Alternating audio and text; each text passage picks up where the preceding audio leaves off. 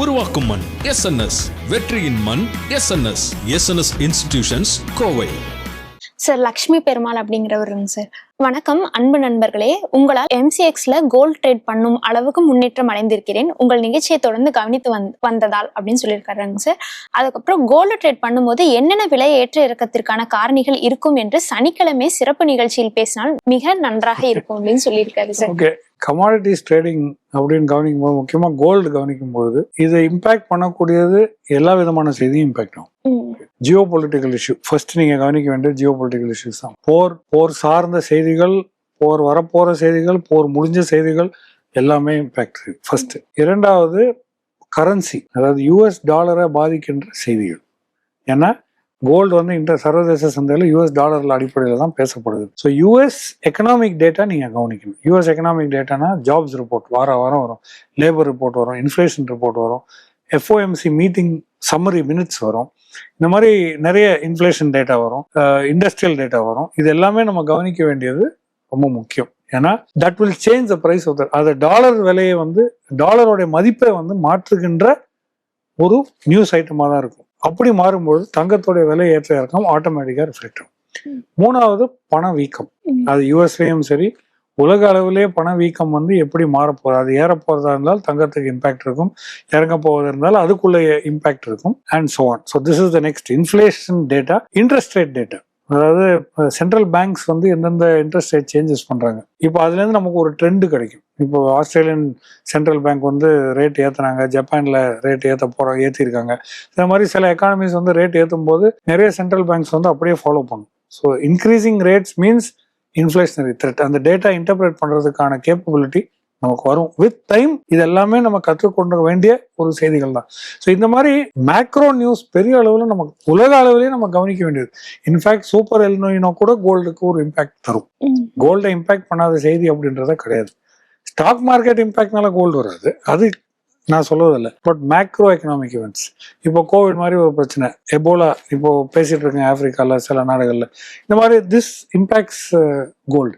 அப்புறம் central bank buying and selling. இப்போ திடீரென்று சென்ட்ரல் பேங்க்ஸ் உலகத்துல வந்து கோல்டு வாங்குவாங்க. சைனாலாம் பெரிய அளவில் வாங்கினாங்க, போலண்ட்லாம் பெரிய அளவில் வித்தாங்க, இதெல்லாம் வாங்கினாங்க வித்தாங்க, ரெண்டுமே நடக்கும். இதுவும் ரொம்ப முக்கியம். ஏன்னா திடீர்னு சென்ட்ரல் பேங்க்ஸ் வாங்கினா அவன் வந்து கிராம் கணக்குல வாங்க மாட்டான், சாவரன்லாம் கிடையாது, டன் கணக்குல வாங்குவாங்க. 60 டன் 80 டன் 100 டன்ல வாங்குவாங்க. ஸோ கோல்ட் பிரைஸ் ஆட்டோமேட்டிக்கா ஏறும். ஏன்னா கோல்டு ரிசர்வ்ன்றது உலகத்தில் இருக்கிறது அவ்வளவுதான், ஒரு லிமிட்டட் குவான்டிட்டி ஆஃப் ரிசர்வ்ஸ் தான் இருக்கு. மைன்ஸ்ல இருக்கக்கூடிய தங்கம் தான் நம்மளால எடுக்க முடியும் இல்லையா, மைன் பண்ணி தான் எடுக்கணும். So it's limit. ஸோ திடீரென்று சென்ட்ரல் பேங்க்ஸ் எல்லாம் வாங்க ஆரம்பிச்சோம்னா எகெயின் கேர்ஃபுல்லா இருக்க வேண்டிய தரம். So multiple sets of factors will impact price of gold. நம்ம அவ்வளோ ஈஸியா இவ்வளவுதான் இந்த ஃபேக்டர் பார்த்தா அப்படின்னு இருக்கிறது. எல்லாத்துக்குமே நம்ம ரிலேட் பண்ண வேண்டியது டாலருக்கு இம்பாக்ட் இருக்குமா, கோல்டுக்கு இம்பாக்ட் இருக்குமா அப்படின்றத நம்ம பார்க்கணும். So you have to learn to interpret news. It comes with time. நம்ம கொஞ்சம் படிச்சு ஒரு காலகட்டத்தில் கொஞ்சம் நாளடைவில் தான் இந்த பழக்கம் வந்து நமக்கு வரும். But lots of factors look at trading gold. இந்தியாவில் வந்து நீங்க ட்ரேட் பண்ணீங்கன்னா ருபி டாலர் ரேட்டும் ரொம்ப முக்கியமாக கவனிக்கணும்.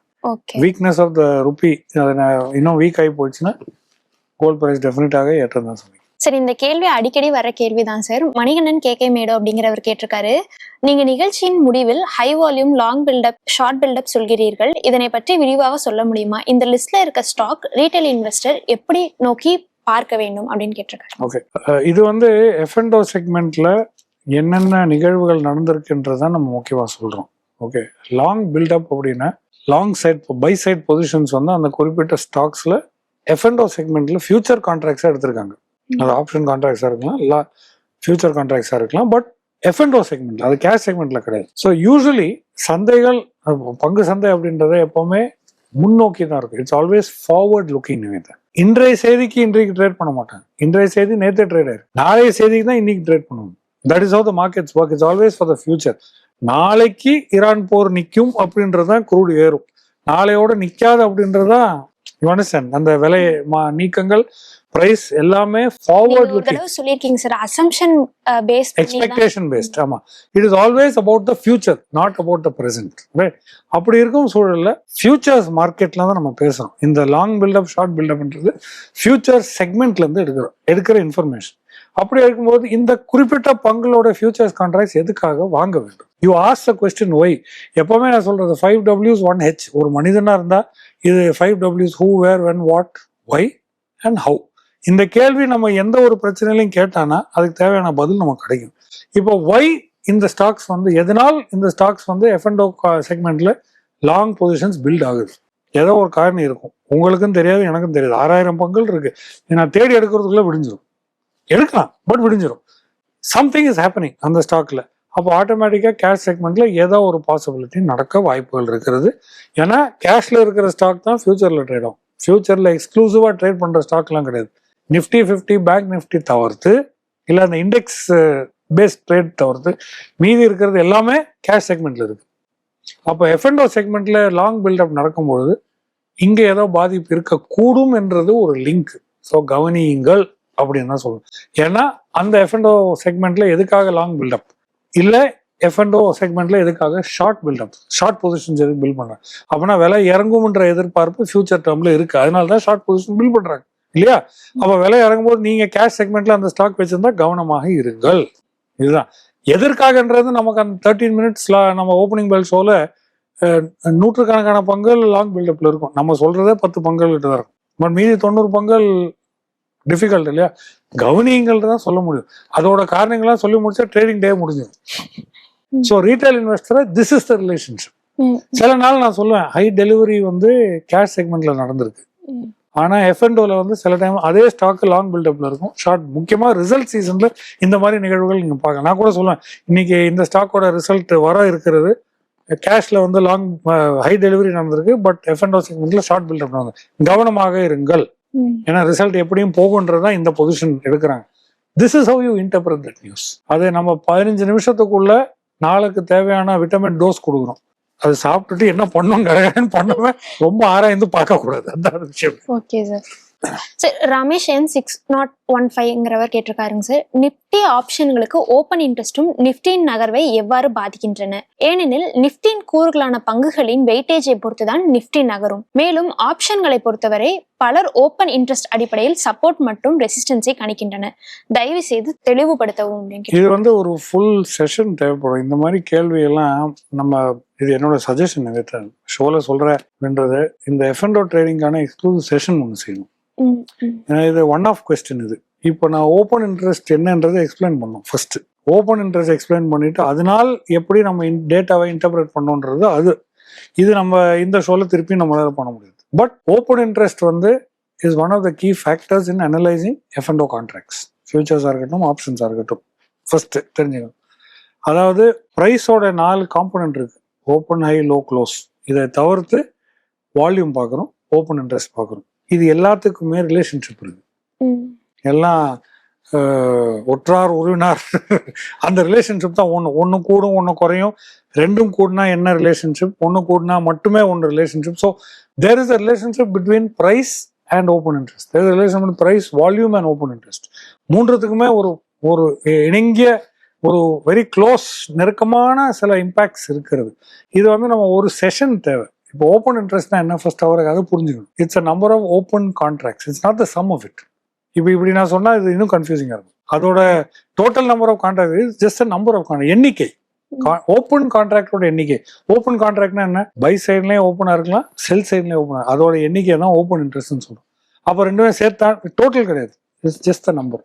ஸோ ஓப்பன் இன்ட்ரெஸ்ட் கூடும்போது, விலை கூடும்போது ஒரு இன்டர்பிரிட்டேஷன் இருக்கு கான்ட்ராக்டோட விலை. புரியுதா உங்களுக்கு? அதே போல இறங்கும் போது மறுபடியும் ஒரு interpretation. So it's difficult to explain it in one show. But நீங்க என்ன, நீங்க வந்து ஆமா ஒரு செஷன் ஆர்கனைஸ் பண்ணீங்கன்னா F&O இந்த மாதிரி கேட்டு தெரிஞ்சவங்களை வந்து ரெஜிஸ்ட்ரேஷன் வச்சு வர சொல்லுங்க. We will teach them this. Okay sir.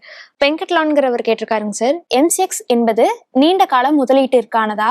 நான் இப்போது காப்பர் வாங்கி அடுத்த வருடம் விற்க வேண்டும் என்றால் அதை ஒரு சாதாரண பங்கை போல வாங்க முடியுமா? எனக்கு பல ஆப்ஷன்கள் தெரிகின்றன, ஆனால் எப்படி வாங்குவது என்று தெரியவில்லை சொல்லியிருக்காரு சார். இவர் MCX பத்தி கேட்டாரு, MCX ஸ்டாக்கை பத்தி கேட்டாரா அப்படின்றதா ஃபர்ஸ்ட் கேள்வி. என்னது நீண்ட கால அடிப்படையில்னா MCX ஸ்டாக் ட்ரேட் ஆகுது, அது வந்து நீங்க வாங்கலாம். டெஃபினட்டா கமாடிட்டிஸ்ல வந்து வால்யூம் கூடிக்கொண்டே இருக்கிறது. So definitely long term BSE stock வாங்குற மாதிரி. பாம்பே ஸ்டாக் எக்ஸ்சேஞ்ச் வந்து NSEல லிஸ்ட் ஆயிருக்கு. நீங்க BSE டெஃபினட்டா, ஏன்னா மக்கள் வந்து கூடுதல் ட்ரேட் பண்ணிட்டு தான் இருக்கிறாங்க. So definitely exchanges will grow. So cash செக்மெண்ட்ல MCX குட் இன்வெஸ்ட்மெண்ட். ஒரு போர்ட்ஃபோலியோ இருக்கலாம் அப்படின்றது நான் நினைக்கிறேன். ஒன்று. இரண்டாவது அவர் கேட்டது காப்பர் 1 வருஷத்துக்கு. காப்பர் 1 வருஷத்துக்கு நம்மளால ட்ரேட் பண்ண முடியாது. 3 மாசம் தான் கான்ட்ராக்ட்ஸ் இருக்கும் பொதுவாக. அதில் லிக்விடிட்டியும் இருக்காது. ரீட்டைல் இன்வெஸ்டரை இவர் பார்க்க போனா காப்பரோட கான்ட்ராக்ட்ஸ் நான் அடிக்கடி ஓப்பனிங் பெல்ல சொல்றது என்னன்னா மார்ஜின்ஸ் வந்து ரொம்ப ஹை. ஒரு கான்ட்ராக்ட் வந்து 5 லட்சம் 8 லட்சம் பயங்கர ஹையா இருக்கும். ஆமா, அது கான்ட்ராக்ட் மார்ஜின்ஸ் வந்து ஹையா இருக்கும்போது ஒரு சிறு முதலீட்டாளராக அதில் பொதுவாக முதலீடு செய்ய மாட்டாங்க. கம்பெனிஸ் அண்ட் ஸ்டாக்கர்ஸ் டிஸ்ட்ரிபியூட்டர்ஸ் எல்லாமே காப்பரில் வந்து பொசிஷன் எடுப்பாங்க. ஸோ இதில் வந்து நீங்கள் எடுக்க வேண்டிய பொசிஷன்ஸ் வந்து கவனமாக இருக்கணும். உங்ககிட்ட மார்ஜின் இருக்குது, கேபிட்டல் இருக்குது அப்படின்னா மிஞ்சி போனால் 3 மந்த்ஸுக்கு எடுக்கலாம், ரோல் ஓவர் பண்ணிகிட்டே இருக்கலாம். பட் 4 மந்த் கான்ட்ராக்ட்ஸில் லிக்விடிட்டி இருக்காது MCXல. இது எல்லாமே நமக்கு பிரச்சனை. நியர் மந்த் கான்ட்ராக்ட்ஸ் தான் எப்போவுமே லிக்விடிட்டி இருக்கும். அங்கே தான் நம்ம வாங்கி விற்று பண்ணணும். மூன்றாவது, இந்த மாதிரி கமாடிட்டிஸ் வந்து நம்ம ஒரு இன்வெஸ்ட்மெண்ட்டாக நினைக்கக்கூடாது. நான் எப்போவுமே அது அடிக்கடி ட்ரைனிங் ப்ரோக்ராம்லேயே சொல்லுவேன், நிகழ்ச்சிகளையும் சொல்லிட்டு இருக்கேன். கமாடிட்டி வந்து இன்வெஸ்ட்மெண்ட் கிடையாது. கமாடிட்டி வந்து வர்த்தகத்துக்கு தான். It is for trading. விலை ஏறும் இறங்கும். இன்னைக்கு வந்து ஏறிட்டு இருக்கு. நம்ம கொஞ்ச நாளாக சொல்லிட்டு இருக்கோம் இந்த லெவல். நான் 6.39 ஓப்பனிங் பெல்ல கூட சொன்னோம். 6.39 தாண்டினால் 6.40 தாண்டினால் நல்ல ஸ்பீடாக ஒரு விலை ஏற்றம் நடக்கும். 6.62கெல்லாம் வந்திருக்கிறத நம்ம பார்த்துருக்கோம். Correct, it is possible. Trading opportunity தான் அது. அதில் நான் வாங்கி காப்பர் வந்து வீட்டில் டன் கணக்கில் வந்து நான் என்ன பண்ணுறது? அது மெட்ரிக் டன் கணக்கில் வரும். ஒரு கான்ட்ராக்ட் நான் டெலிவரி காப்பர் எடுக்கணும்னா டன் கணக்கில். It's not possible. ஃபீஸிபிலிட்டியும் கிடையாது. நீங்கள் வந்து கமாடிட்டிஸை ட்ரேட் பண்ணுங்க. அன்லெஸ் நீங்கள் வந்து காப்பர் பிஸ்னஸில் இருக்கிறீங்க, காப்பர் வயர்ஸோட பிஸ்னஸ் இருக்கிறீங்க, இல்லை ஸ்டாக்கிஸ்டாக இருக்கிறீங்க, இல்லை காப்பரை வச்சு வேற ஏதோ பண்ணுறீங்க, வாட்எவர் சார்ந்த ஒரு இண்டஸ்ட்ரி வச்சிருக்கீங்க, பாய்லர்ஸ் பண்றீங்க, டர்பைன் பண்றீங்க, வாட்எவர் அந்த வயர்ஸ் பண்றீங்க, இந்த மாதிரி இருந்தா காப்பர் நீங்க நீண்ட கால அடிப்படையில் ரோல் ஓவர் பண்ணி வாங்குறது சென்சிபிளா இருக்கும். ஒரு சிறு முதலீட்டுல இருந்து அது வந்து இன்வெஸ்ட்மெண்ட் அப்படின்ற வார்த்தையே கமாடிட்டில வரக்கூடாது. வர்த்தகம், ட்ரேடிங். ட்ரேடிங் அப்படின்னு வந்தா நியர் மந்த்ல தான் பார்ப்பீங்க. நீங்க 1 வருஷத்துக்கு காப்பர் எல்லாம் பார்க்க மாட்டோம். அப்படி ஏற்றமா இருந்தா நீங்க வாங்கிட்டே தான் வரணும். இந்த மாசம் வாங்குங்க, வித்துருங்க, திருப்பி அடுத்த மாசம். That is a better way to trade. Remember, margins are very high. So MCXல நீங்க ட்ரேட் பண்றது எப்படி அப்படின்னு நீங்க கேட்டீங்கன்னா, உங்களுக்கு ஆல்ரெடி ட்ரேடிங் அக்கௌண்ட் இருந்ததுன்னா அந்த புரோக்கர் கிட்ட நீங்க போயிட்டு கமாடிட்டி செக்மெண்ட்டை ஆக்டிவேட் பண்ண சொல்லுங்க. அதுக்கு ஒரு சில டாக்குமெண்ட்ஸ் கேட்பாங்க. இப்போ நிறைய கம்பெனிஸ் வந்து ஆன்லைன்லேயே பண்ணி கொடுத்துருவாங்க. பேங்க் ஸ்டேட்மெண்ட் ஒரு சில இதெல்லாம் கேட்பாங்க. அந்த ஆவணங்களை கொடுத்துட்டீங்கன்னா அவங்க வந்து அதை செக்மெண்ட் ஆக்டிவேட் பண்ணிடுவாங்க. செக்மெண்ட் ஆக்டிவேட் பண்ணால் மார்ஜின்ஸ் ஃபர்ஸ்ட் நீங்கள் ப்ரொவைட் பண்ணணும். எந்த கான்ட்ராக்ட் ட்ரேட் பண்ணுறீங்களோ மார்ஜின்ஸை வந்து அதுக்கு ஏற்ற மாதிரி கான்ட்ராக்சுவல் மார்ஜின்ஸ் வந்து நீங்கள் ப்ரொவைட் பண்ணணும். உங்கள் ட்ரேடிங் அக்கௌண்ட்டில் ப்ரொவைட் பண்ணணும். அதன் பிறகு நீங்கள் வந்து உங்கள் சப்போர்ட் ரெசிஸ்டன்ஸ் டெக்னிக்கலாக அனலைஸ் பண்ணி காப்பர் ப்ரைஸ் இன்டர்நேஷ்னல் மார்க்கெட்டில் எப்படி இருக்குது, சப்போர்ட் ரெசிஸ்டன்ஸ் எங்கே வாங்கலாம், எங்கே விற்கலாம், எந்த மாதம் கான்ட்ராக்ட் வாங்கலாம் அப்படின்றத MCX அந்த வாட்ச் லிஸ்ட்டை நீங்கள் கிரியேட் பண்ணலாம். Gold, silver, copper, crude, aluminium, lead, tin, zinc எல்லாமே ஆட் பண்ணி உங்களுக்கு எது வேணுமோ பாருங்கள். காப்பரில் மட்டும் மினி கான்ட்ராக்ட் கிடையாது. அதனால ஒரே ஒரு கான்ட்ராக்ட் தான், அந்த மெகா கான்ட்ராக்ட் மட்டுமே இருக்குது. இப்போ கோல்டெல்லாம் 4-5 type of contract, silver 2-3 type இருக்குது. சில்வர் மினி, சில்வர் மைக்ரோலாம் இருக்குது. அது காப்பருக்கு அந்த மாதிரி கிடையாது. அலுமினியம் மினி இருக்குது. பட் காப்பருக்கு வந்து அது கிடையாது. அதனால ஃபுல் மார்ஜின் கட்டி நீங்கள் பொசிஷன் அனலைஸ் பண்ணி ஸ்ட்ரெயிட் அவே ட்ரேட். எப்படி ஸ்டாக்கை வாங்குறீங்களோ என் கமாடிட்டி ட்ரேட் பண்ணணும். அவ்வளோதான், சிம்பிள். நிறைய கேள்விகளுக்கு தெளிவாக பதில் சொல்லியிருக்கீங்க சார். நன்றி சார். தேங்க்யூ. வெற்றியாளரை விதைக்கும் மண் SNS, வெற்றியாளரை உருவாக்கும் மண் SNS. வெற்றியின் மண் SNS. SNS institutions, Kovai.